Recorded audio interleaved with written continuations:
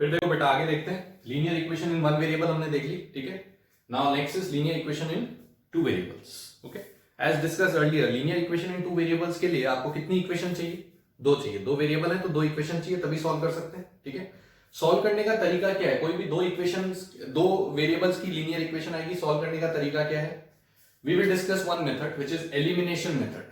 Although there are 2-3 methods, okay, like substitution method भी होता है, cross multiplication भी होता है, लेकिन जो बेस्ट मेथड है, जो all circumstances में सही बैठता है, that is elimination method। तो एक ही मेथड डिस्कस करूंगा, elimination method, ठीक है। अब elimination method होता क्या है एक बार समझते हैं, क्या तरीका क्या है। तुम समझ गए, दो लीनियर इक्वेशन मतलब कैसी? ऐसी दो लीनियर इक्वेशन लिख देगा और हमें एक्स और वाई निकालने होंगे, हमेशा दो इक्वेशन देगा, ठीक है। क्योंकि एक इक्वेशन अगर दूंगा तो मैं बोलूंगा नंबर ऑफ सॉल्यूशंस क्या है? इनफाइनाइट, हम सॉल्यूशन नहीं निकाल सकते, ठीक है। तो इसीलिए दो इक्वेशन देगा तो हम सॉल्यूशन निकाल पाएंगे। तो जैसे इस तरीके से आपको दो इक्वेशन दे रखी है, अब क्या तरीका लगाना है देखो। तो देखो बेटा, पहली स्टेप क्या है? फर्स्ट स्टेप है make coefficient of one of the variables equal in both the equations by multiplying given equations by some constants, ठीक है। क्या मतलब निकला कि मेरे को दो इक्वेशन दे रखी, कोई भी दो इक्वेशन, मैं क्या बोलूंगा कि मैंने डिसाइड किया भाई मेरे को एक्स को हटाना है, वो पर्सनल चॉइस, तुम्हें लग रहा है एक्स को हटाना है, एक्स को हटाओ, वाई को लगा हटाना है, वाई को हटाओ, ठीक है। तो तुमने पहले एक variable, one of the variables, कोई भी एक वेरिएबल आपने डिसाइड किया जिसको आपको हटाना है। तो make coefficient of one of the variables equal in both the equations, जिसको तुमने सोचा कि हटाना है उसका कोएफिशिएंट, कोएफिशिएंट मतलब जो उसके पीछे कांस्टेंट लग रहा होता है, ठीक है, उसको हमें दोनों इक्वेशंस में क्या बनाना है बेटा? सेम, ठीक है। So how will we make it same? By multiplying given equations by some constants. उसके लिए हमें दोनों इक्वेशंस को कुछ कांस्टेंट से मल्टीप्लाई करना पड़ेगा, जैसे कि इसको 2 से कर लो, इसको 3 से कर लो, एंड सो ऑन, जो भी है। कैसे कर लो? ताकि दोनों का वो वाला कोएफिशिएंट क्या हो जाए? सेम हो जाए, ठीक है। First step. दूसरी स्टेप क्या हुई? ऐड और subtract the resulting equations to cancel that variable. Ultimately उस वेरिएबल को हमें क्या करना है? काटना है। अब काटने के लिए या तो दोनों इक्वेशंस जो अब आई हैं मल्टीप्लाई करने के बाद जो आई हैं, या तो उन दोनों को क्या करना पड़ेगा? ऐड, या फिर क्या करना पड़ेगा? सब्ट्रैक्ट। बेटा ऑब्वियसली ऐड कब करना पड़ेगा? जब दोनों में उस वेरिएबल का साइन ऑपोजिट होगा, तब तो ऐड करेंगे ताकि कट जाए। और सब्ट्रैक्ट कब करना पड़ेगा? जब उसमें दोनों इक्वेशंस में वेरिएबल का साइन रिवर्स हो, सॉरी सेम हो, ताकि सब्ट्रैक्ट करने पे क्या हो जाए? कैंसिल, ठीक है। तो ऐड कब करोगे? जब दोनों में वेरिएबल का साइन ऑपोजिट हो, तब तो ऐड कर लेना। सब्ट्रैक्ट कब करोगे? जब वेरिएबल का साइन सेम हो, ताकि वो वेरिएबल कैंसिल हो जाए।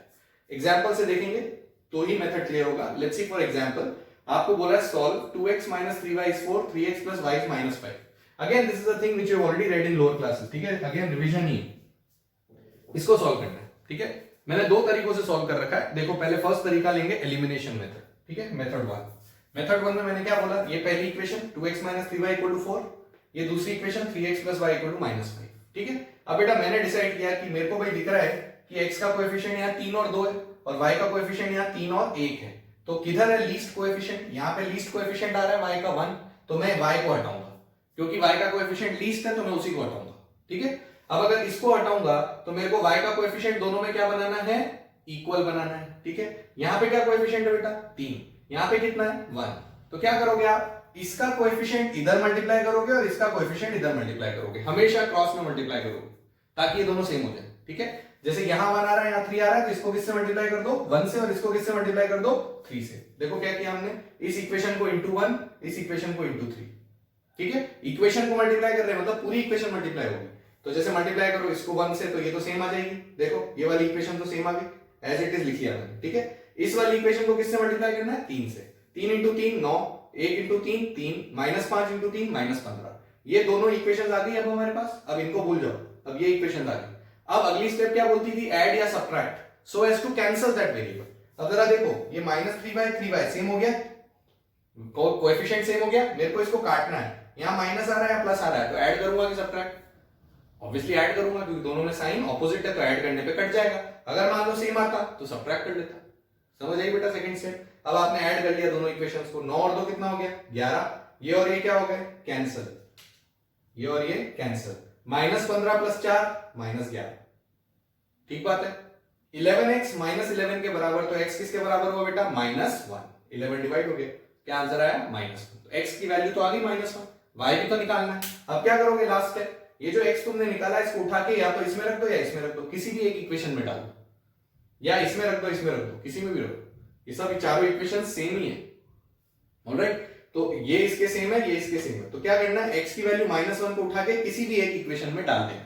जैसे मैंने किसमें डाला, इसमें डाला, मैंने ये वैल्यू उठा के यहां डाली, तो 2 इंटू -1, ठीक है, -3 इंटू y बराबर 4, ये लिख सकता हूं। यहां से देखो व्हाट इज 2 इंटू -1, -2 को उधर, ये देखो इधर क्या आया, -2 -3y बराबर 4, ठीक है बेटा, -3y को यहां भेज दो, 4 को यहां भेज दो, कितना आया, -2 -4 बराबर कितना, 3y, कितना हुआ ये, -6 से 3 डिवाइड करूंगा, कितना आएगा, -2। सो what is the value of y that you get, -2। तो आंसर क्या है इस क्वेश्चन का, x बराबर -1, y बराबर -2, ये आंसर आ गया। क्लियर? मैंने किसको हटाया बेटा, y को, तुम चाहो तो x को हटा सकते हो, ये थोड़ी का आंसर अलग आ जाएगा, वही आएगा। अगर मान लो तुम सोचते कि मेरे को तो x को हटाना है, तो अपन इधर कितना कोएफिशिएंट है, 3, इधर कितना है, 2, इसको किससे मल्टीप्लाई करते, 2, इसको किससे करते, 3 से, और इसको किससे करते, 2 से, इसको 3 से, इसको 2 से, क्रॉस में, बस उसके बाद सेम काम कर देते। फिर ऐड करना पड़ता है कि सबट्रैक्ट करना पड़ता, सबट्रैक्ट करना पड़ता, क्योंकि दोनों का साइन क्या है, सेम, ठीक है, आंसर वही आएगा। Got it? दूसरा मेथड भी एक और मैंने लिया है, दूसरा मेथड क्या है, सब्स्टिट्यूशन मेथड। सब्स्टिट्यूशन मेथड क्या होता है बेटा, जैसे देखो ये पहली इक्वेशन थी, ये दूसरी इक्वेशन थी, ये दो इक्वेशन है तुम्हारे पास, ठीक है। अब इस इक्वेशन में जो दूसरी इक्वेशन है उससे मेरे पास y की वैल्यू आ रही, कितनी आ रही है, -5 3x, y की वैल्यू -5 3x, किसके टर्म्स में, x के टर्म्स में।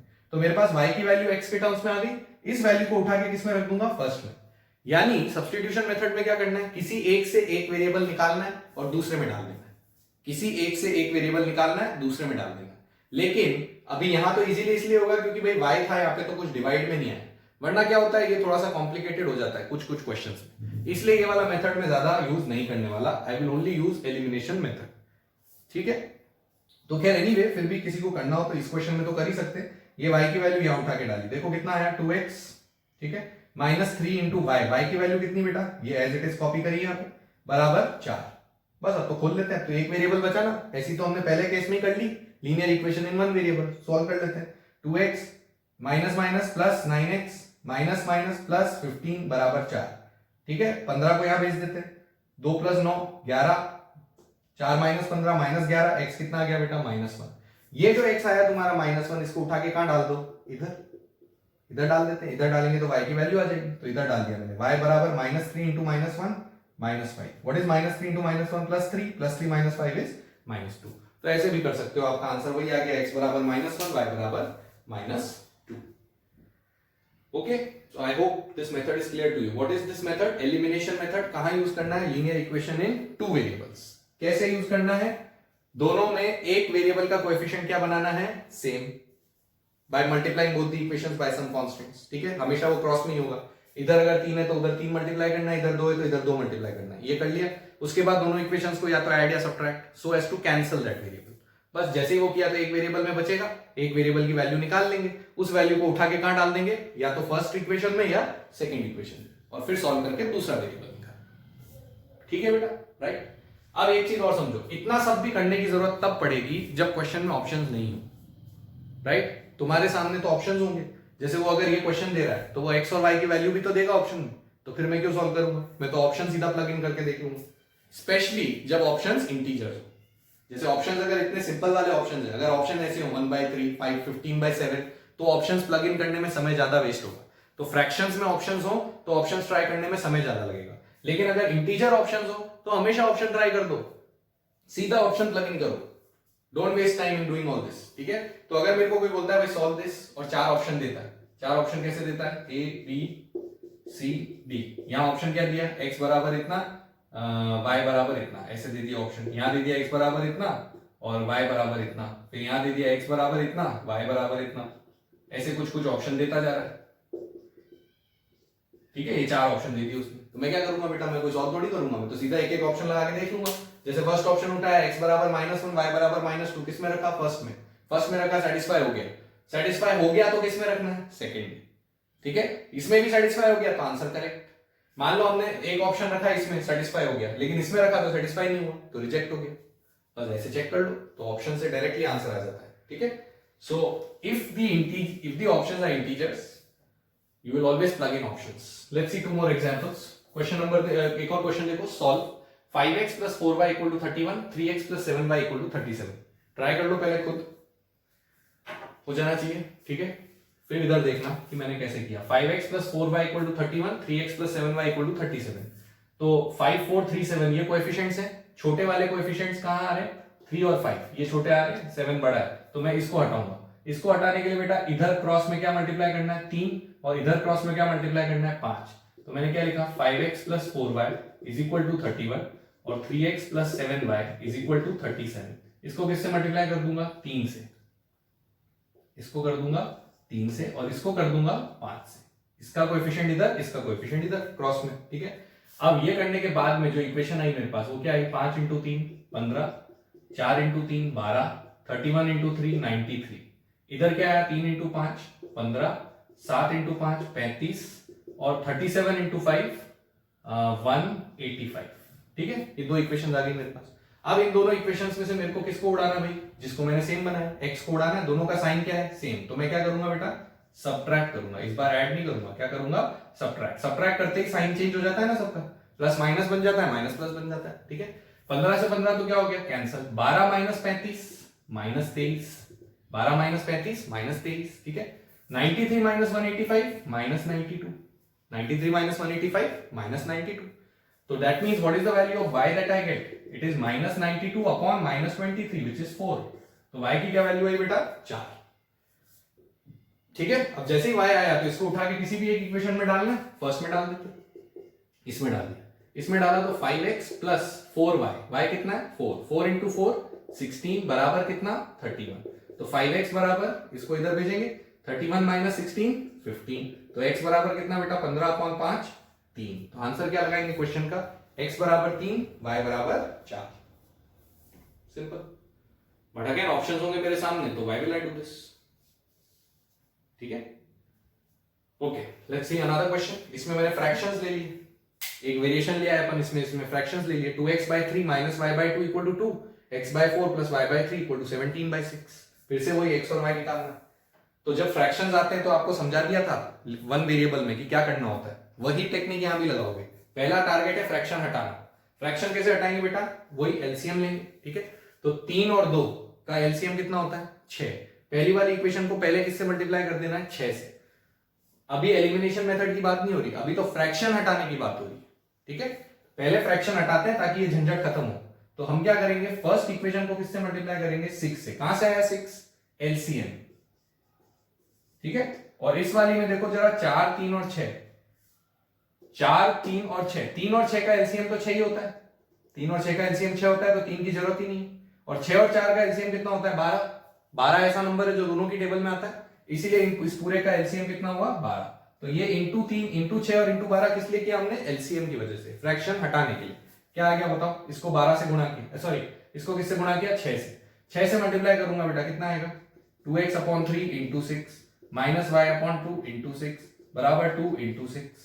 ये ठीक है, राइट। राइट इट कितना है? ये 3 से ये 2 कटा, ये 2 से ये 3 कटा, यहाँ क्या बचा? 4x। सो 4x माइनस यहाँ क्या बचा? 3y is equal to 6 into 2 12। अब हमारी देखो पहली इक्वेशन ये हुई 4x माइनस 3y बराबर 12। इसी तरह से इसको किससे मल्टीप्लाई किया हमने? 12 से। x by 4 into 12 plus y by 3 into 12 is equal to 17 by 6 into 12, ठीक है। तो ये कटा इससे 3, ये कटा इससे 4, ये कटा इससे 2। ये कितना आया बेटा? 3x। ये कितना आया? 4y बराबर ये कितना आया? 17 इंटू 2 34। अब देखो ये दो इक्वेशन है तुम्हारे पास, मतलब पहले तो तुम्हें इसमें से फ्रैक्शंस हटा के इस फॉर्म में क्वेश्चन ले आना है। अब ये तो वैसा ही क्वेश्चन हो गया जैसे अभी दो क्वेश्चन की, ये तो आराम से सॉल्व कर सकते हैं, ठीक है। हो सकता है कि कुछ लोग इसको डायरेक्ट भी कर ले, लेकिन वो ठीक है, मैंने एक जनरल तरीका बताया। वो बहुत सारे लोग फ्रैक्शंस में कंफर्टेबल नहीं होते, ठीक है, तो इसलिए मैं इसको डायरेक्ट सॉल्व नहीं कर रहा। मैं इसको पहले किस में बदल रहा हूं? इंटीजर्स में। उसके बाद में हमें मेथड आता है, हम लगा देंगे। या इवन इफ मेरे को ऑप्शन भी चेक करने सपोज, तो इसमें ऑप्शन चेक करने में कैलकुलेशन ज्यादा लगेगी बजाय इसके कि इसमें ऑप्शन चेक करूं। तो इसलिए यहां से यहां तो आ ही जाएंगे, उसके बाद में हम अपना तरीका लगा लेंगे। तो अब इसके बाद तो बेटा सॉल्व कर सकते हो, तो फटाफट करके देख लो।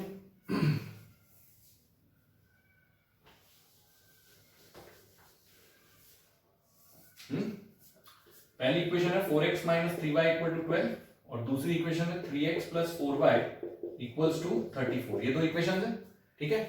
अब इसमें तो किसी को भी सेम बनाओ, कुछ फर्क नहीं पड़ने वाला। मैं क्या कर रहा हूं, इसको 3 से मल्टीप्लाई, इसको 4 से मल्टीप्लाई, ठीक है। पहली वाली को 3 से मल्टीप्लाई किया, कितना आ गया 4 into 3 12, 3 into 3 9, 12 into 3 36।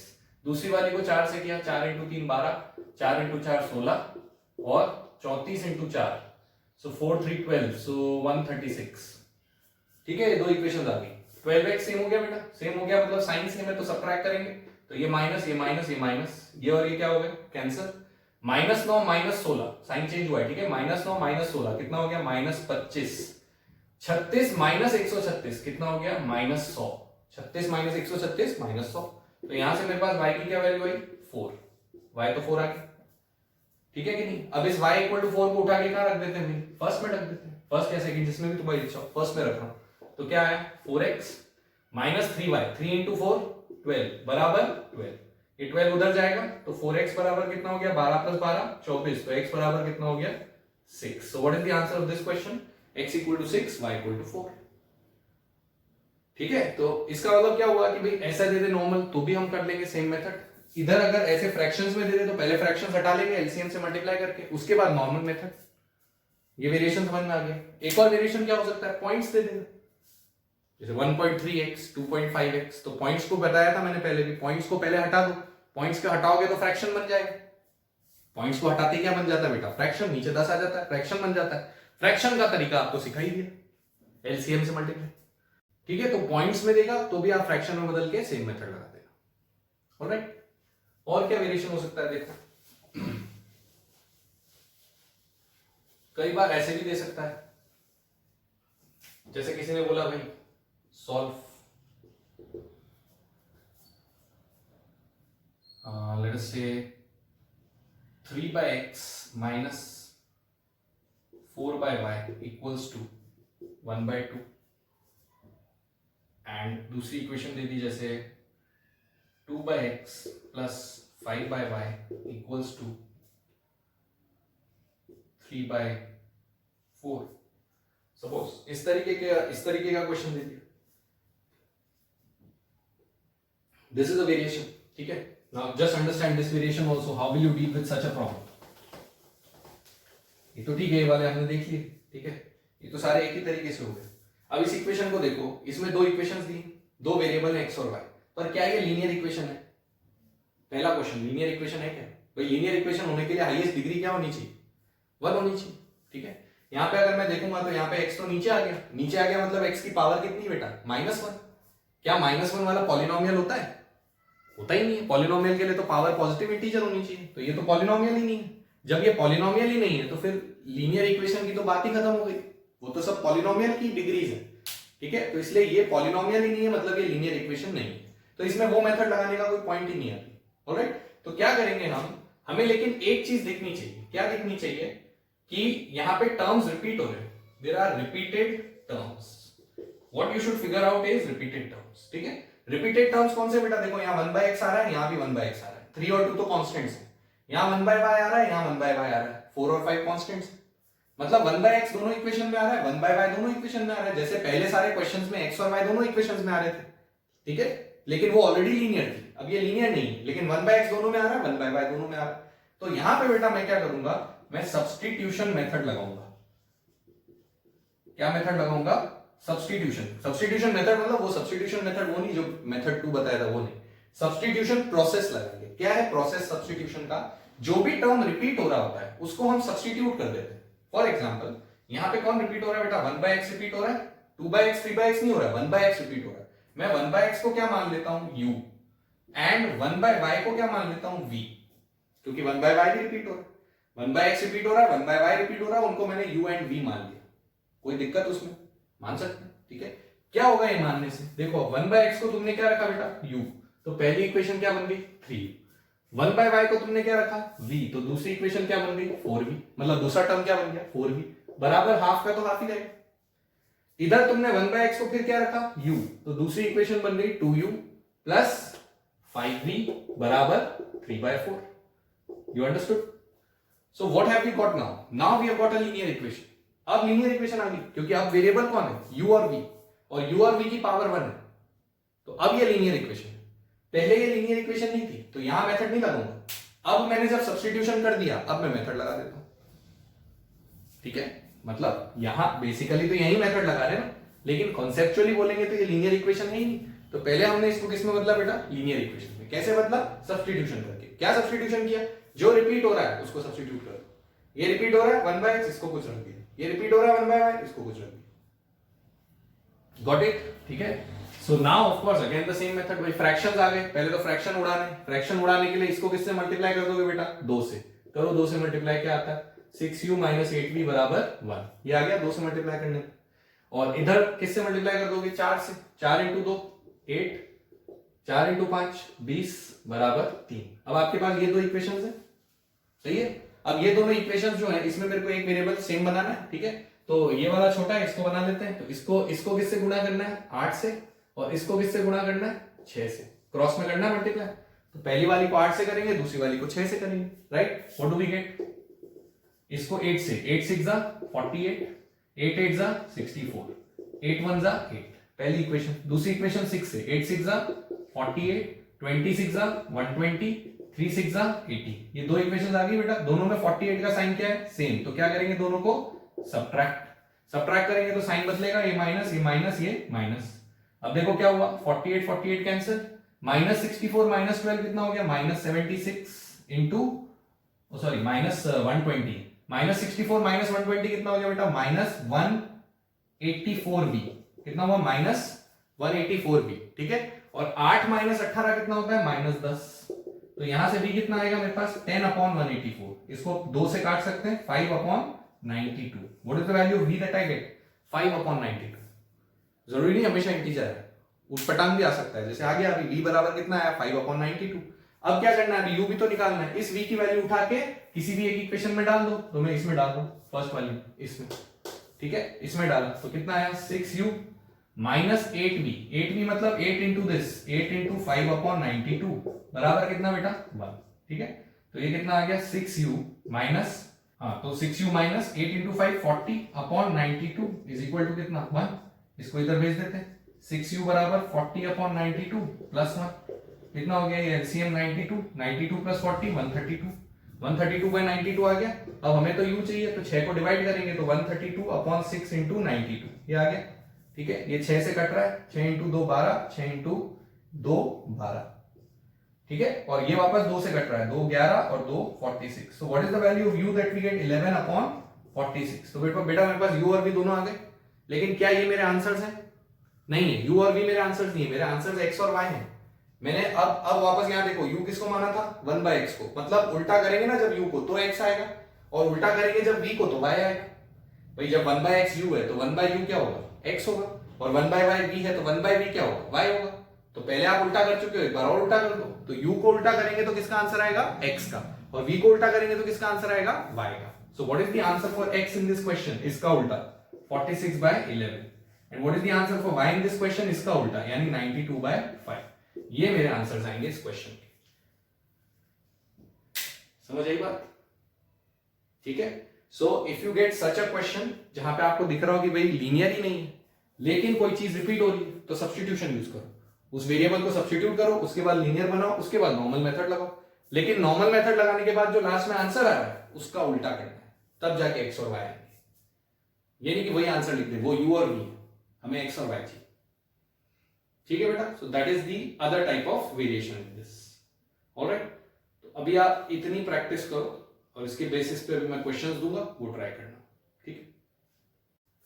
Alright, so on the basis of linear equations in one variable and two variable, जितना आज हमने डिस्कस किया है उसके बेसिस पे 6 प्रैक्टिस क्वेश्चंस लिखे हैं। पहले अच्छे से पूरा रिवाइज करना, नोट्स बनाना, ठीक है, सारे एग्जांपल्स ढंग से देखना, उसके बाद में इनको अच्छे से ट्राई करना। नेक्स्ट वीडियो में will discuss the solutions. Alright.